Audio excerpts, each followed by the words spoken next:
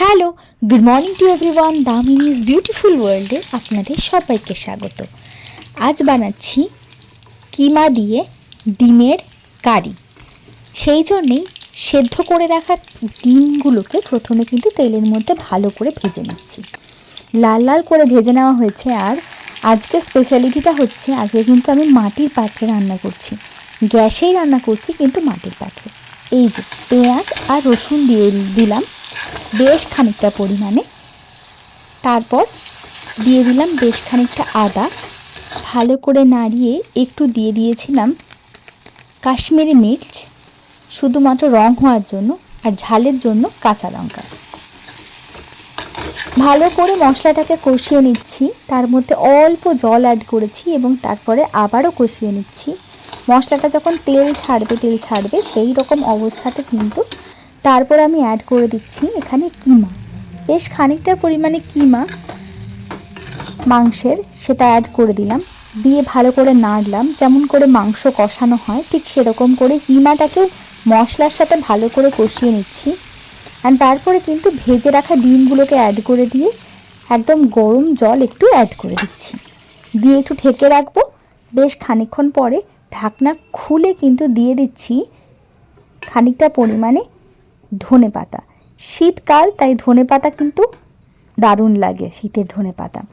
আর এদিকে শীতকালের জন্য আমি বানিয়ে নিয়েছি কড়াইশুঁটির পুর, আর সেই দিয়েই কিন্তু বানাচ্ছি কড়াইশুঁটির কচুরি।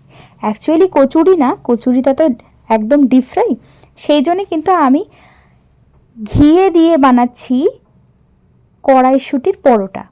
এটা কড়াইশুঁটির ঘিয়ের পরোটা। ওপর থেকে বেশ খানিকটা পরিমাণে ঘি দিয়ে দিয়েছি। এবার কিন্তু দুপাশটাকে লাল লাল করে ভেজে নেব। এক পাশটা ভাজা হয়ে গেছে, এই যে কি সুন্দর লাল করে ভাজা হয়েছে না? ওই পাশটাও কিন্তু ভাজাই হয়ে গেছে, তাই দুটোকেই তুলে নিলাম।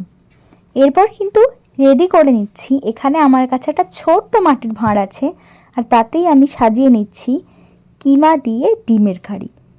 দেখতে কিন্তু দারুণ লাগছে। যেহেতু মাটির পাত্রে বানিয়েছি, তাই মাটির পাত্রেই কিন্তু সাজিয়ে গুছিয়ে পরিবেশন করলাম। ডিমটাকে এই যে ভেঙে দিচ্ছি। এর সাথে না কিমা দিয়ে আর কারি দিয়ে খেতে দারুণ লাগে। আর তার সাথে সাথে এই কড়াইশুঁটির পরোটা খেতে তো আমাদের দারুণ লেগেছে। পুরো কড়াইশুঁটির পুরে ভরা। আমি কিন্তু অল্প স্বল্প পুর দিয়ে করি না, বেশ ভালো পরিমাণ পুর দিয়ে পরোটাটা বেলেছি।